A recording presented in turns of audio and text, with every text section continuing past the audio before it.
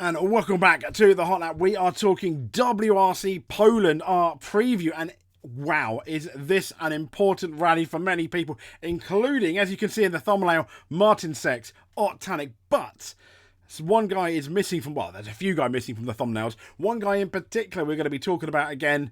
Yes, Elfyn Evans. I think now, bearing in mind his struggle, it's not quite a disaster, but I feel that this rally is now the most important rally for Elfyn Evans and his World Championship and his campaign for 2024.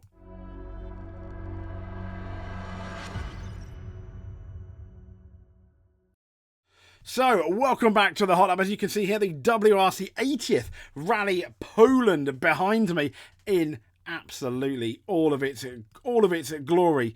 So this event returns to the calendar. It's for the first time since 2017, and it returns this week. So the key details, the rough and tumble is now done, as the Dirt Fit article I'm looking at says, and we have the challenging conditions of Sardinia. Rally Poland marks the start of what's been described as the high speed of summer, the summer of high speed gravel rallies, and it could prove instrumental to that 2024 World Rally Championship fight. Poland, as you know, 2017 the last time, so the softer nature of the roads mark it out as quite unique of these trio of events coming up, where the WRC travels from Poland to Latvia and then on to Finland. Latvia quite significant, I'll tell you why in a bit. Now the stages this weekend are maybe unfamiliar to some. Well, one driver will be making history, driving a Rally 1 car with its hybrid system removed. Oh, what could have been with Rally in 2025. So in total, we have a 43 crews, just the 9 Rally 1 crews, 22 Rally 2 crews, and 11 Rally 3 crews. So, yeah, not too bad. So the Rally 1 entry in Poland increases to 9 cars because the one and only ERC legend, maybe? Is that too much at this point? But Martin Sesks, he's going to make his debut in what is top level machinery. This is going to be the first time, though, we see a Rally 1 running with no hybrid, as Sesks uses the rally to get accustomed to the Ford Puma before driving what's going to be the full spec rally car in his home rally in Latvia next month in July.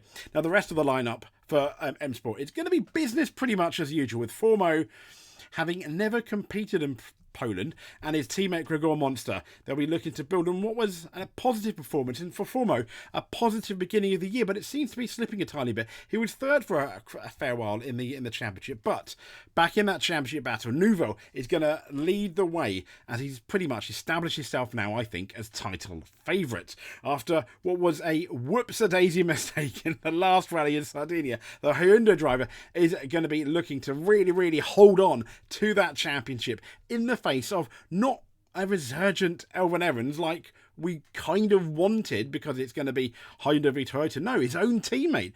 I don't want to say laughable performances of Tanek, but the very unlike Tanek performances he had at the beginning of the year, and it's almost like he's now decided to drive. He's like, I've given Nouveau a chance, I'm going to start driving well now.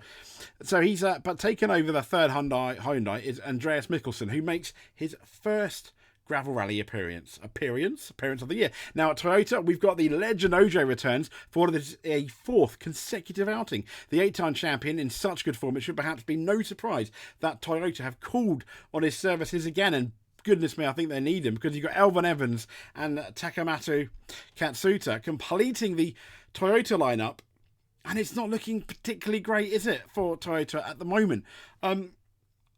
Even though you can make an argument who's got the best car, Hyundai or Toyota.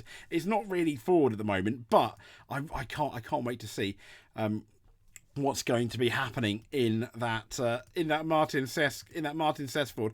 That is going to be really interesting. So let's have a look at the rally program, shall we? Let's transition here. Hello, how are you doing? No, it's not the Spanish Grand Prix. We've already had that. I do apologise. Let me load a more appropriate title, shall I? We are looking at WRC Poland. Thank you very much. And there we go. That's much better. So let's carry on. So we got the rally program, as you can see here. I'm going to try and zoom in a tiny bit.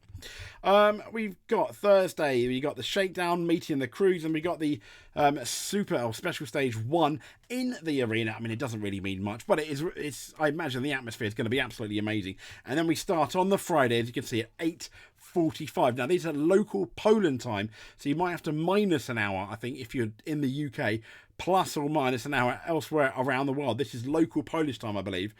So, yeah, as you can see there, Friday, quite the packed day, all the way up until 7 o'clock, where we go back to the, we essentially go back into the arena at 7 o'clock, but an early start at 8:45, and Saturday, an even earlier start at 8:30, 7:30 if you're in the UK, but we've got the full-on Saturday all the way up until 6:05, which is good. So that's the top 15 stages there, and then we've got the I always want to say lackluster Sunday unless there's a really big fight going on. 16, 17, 18 and 19 with the Wolf Power Stage.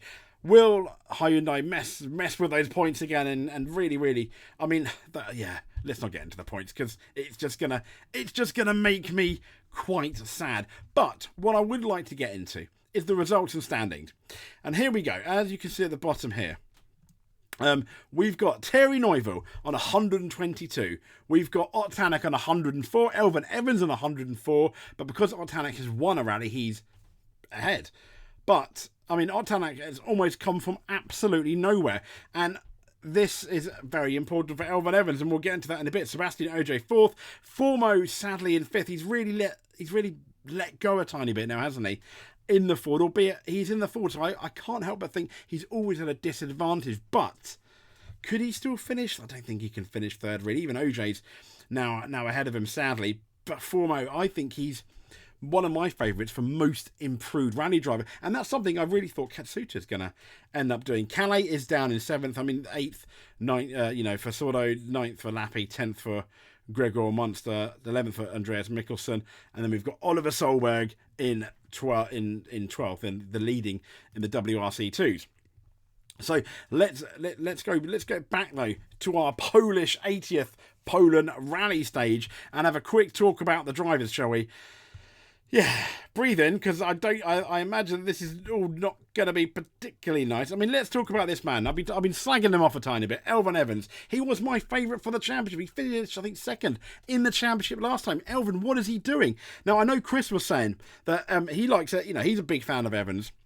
But both of us questioned whether, when it comes to the moment you need to win a championship, to the moment that everyone's relying on you to do that stage, to make that turn extra fast, can Evans do it? Yes, he can.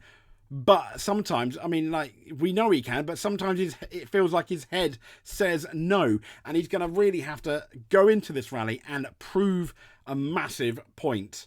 I mean, the road positions might be a bit better now. He's 3rd. I guess we'll have to see, but he's going to really have to prove a point, isn't he? Here is Elfyn Evans. I think this is the most important rally in his rally championship, along with the next two. But I think if he does badly in this one, it's just gonna crescendo. Winning it, I'm not saying he's gonna have to win it, but somehow he's gonna have to beat both Ott Tanak and Neuville, who are on form at the moment, which is the opposite of Evans. Remember, this guy hasn't even won a rally yet. He was looking good at Monte Carlo, and then it didn't go, particularly well. But I think that was the only rally where he was looking, I think, really like the Evans in 2023. And the Evans in 2023 hasn't really appeared yet. He's been kind of there or thereabouts. He's been better than Ott Tanak at the beginning of the year, but now he's almost captain average. Evans, we know you can do it. Show us in Rally Poland. Come on, Evans. So next up, we've got Adrian Formeau, most improved rally star.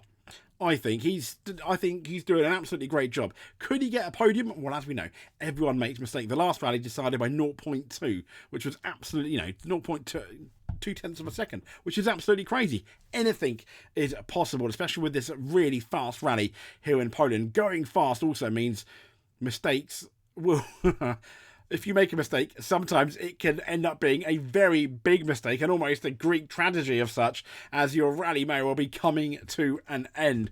So it's good. So if this guy doesn't make any mistakes, it could bear fruit. So next up we have Takuma Katsuta. I thought going into the season, this was going to be one of the guys that I was going to be talking about as the most improved driver. I think Adrian Foremost has done that. This guy he always snatches. He snatches defeat at the jaws of victory. I think that's the right way around for Taka, because he does have the speed to win a rally. It's just that he's almost just not consistent enough. As we know, kind of like Evans, where is the Taka from 2023 Japan? I mean, where is he? We show flashes of speed, but we want that one at every rally, and that's something that Evans has lacked. And it does make me wonder, because we don't have a Calais Rover and Para full time, for example, leading the team. Is that having an effect on both Evans and Taka? I think that's quite. For me, that's fairly interesting. Next up, we've got Gregor Monster. So both Ford drivers are essentially going into this rally blind. They've not done it before. It was in the ERC calendar, ERC, last year, which will give a certain driver an advantage, which we'll be talking about in a bit. But yeah, I don't think we can expect big things from Gregor. I think if he gets anywhere near his teammate, that will be, for me, absolutely job done. Next up, we have Thierry Neuville, the championship leader. I expect him to finish on the podium, if not be fighting for the win as usual. But I feel that Evans needs... I think when you're behind, you need to take risks. But then when you take more risks, it opens you to more mistakes. That's the issue Evans has got. But this guy, I think under no pressure, because he's just enjoying his rally part-time at the moment, is Sebastian Ogier, whose fourth rally in a row. I think my head says it's going to be between Ogier and the two Hyundai drivers. My heart says, come on Evans, come on Taka, make it interesting. But I guess we're most certainly going to have to see. And the other contender potentially for the win is going to be Otanek. He's going to be eyeing Neuville absolutely and trying his best to beat him. So I think the two Hyundai drivers, the two lead Hyundai drivers, and Ogier are probably possibly favourites going into Poland. I guess we'll kind of see at the end of Friday where Evans and Taka are. I mean, Evans really does. He needs something, doesn't he? He absolutely does. So let's talk about Mr. Sesks, shall we? While I'm trying to find him, on rallyjournal.com, check out his car that's going to be debuted. You can see it in the thumbnail, but I'm just going to transfer you to here. There we go. There is the beautiful M Sport Ford that he's going to compete in a top class World Rally event in this week's, not next week's now, Rally Poland. So we've got the fast gravel traps of Poland, which Sesks has done before, and he's unveiled his car livery for the big event. He said, I always had red cars during my career, actually started from go-karts, but the second thing is that we wanted to show our gratefulness for Latvia and the amazing people and fans who are supporting us to bring these Latvian colours to the World Championship, Sesks explained to WRC.com. I mean, look at it. Yeah, it looks lovely, doesn't it? I do think Ford have the best livery as well, and I do like this livery as well. It looks proper cool. He said, I think the design looks amazing and it gives a bit more colour to the championship. I think these are the two main points. Not quite the KFC car, which I've seen before, but Sesks completed his first test drive in the Puma. I think it was the fastest Monday I've ever had. It was something incredible, he enthused. The feeling of downforce is something and you cannot feel anywhere else except maybe in Formula One. He said, I think when you drive fast, you can drive faster, and when you drive faster, the car is handling better. Those the downforce sucking it down to the ground. And he said it's something you need to learn and save in your brain and trust it. It will not be easy throughout the rallies, but I'm really excited to learn it. At 24 years old, Sesks has mostly competed in the ERC, the European Rally Championship, which, incidentally, you can make an argument for is more exciting, I think, than the WRC. But anyway, I digress. He's done that in recent years, and last season he finished second, I think, to paddle in the championship and won the fast-paced ERC around Poland. So it's going to take place this weekend is Rally Poland. I am looking forward to it. I hope you guys are. And if you made it to the end, please give us a like, smash that like button, smash that subscribe button. That'll be absolutely great. If you stay tuned for more rally news here, we'll be doing a rally fallout after the event and seeing where we are going to basically be ending up come Sunday evening, Monday morning. We'll speak to you soon. If there's any major news, we will probably have another pre-rally news going into the rally, possibly Thursday evening or something. But stay tuned at the Hot Lap for rally. Thank you very much. If you like and subscribe, you are a multiple rally champion in our eyes. If you made it to the end, you're a rally champion too in our eyes. Thank you.